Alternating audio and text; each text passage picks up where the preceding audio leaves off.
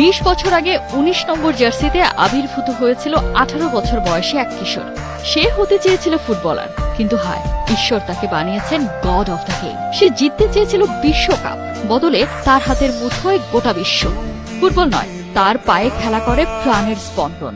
2 দশকের টাইমলাইন, 19 নম্বর জার্সিটা বদলে হয়েছে 10 নম্বর। তবে গোল, ট্রফি, রেকর্ড এসব প্রাপ্তি ও অপ্রাপ্তির হিসাব নিকাশ ভুলিয়ে দিয়ে তিনি হয়ে উঠেছেন সার্বজনীন।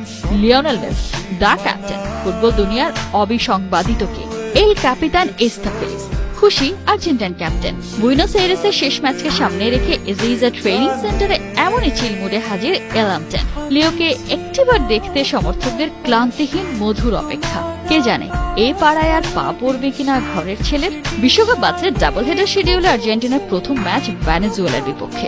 ঘরের মাঠে মেসির শেষ ম্যাচ বলে কথা, স্মরণীয় রাখাই চাই। দলের সবাই অনুশীলনে বেশ সিরিয়াস।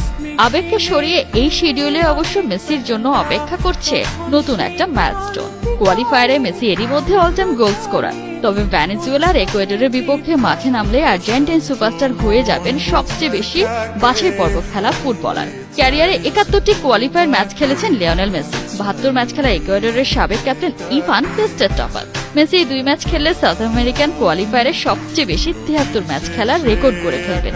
এই ম্যাচটা তাই লিওর কাছেও ভীষণ স্পেশাল। হ্যাঁ, এটা আমার জন্য ভীষণ স্পেশাল একটা ম্যাচ, কারণ এটা ঘরের মাঠে আমার ক্যারিয়ারের শেষ কোয়ালিফায়ার ম্যাচ। আমি জানি না পরবর্তীতে আর কোনো প্রীতি ম্যাচ কিংবা অন্য কোনো ম্যাচ হবে কিনা। লিওর ফেয়ারওয়েল গেমে উপস্থিত থাকতে প্রস্তুত 85,000 সমর্থক। যদিও এই ম্যাচে থাকবে না জয় পরাজয়ের কোনো হিসাব।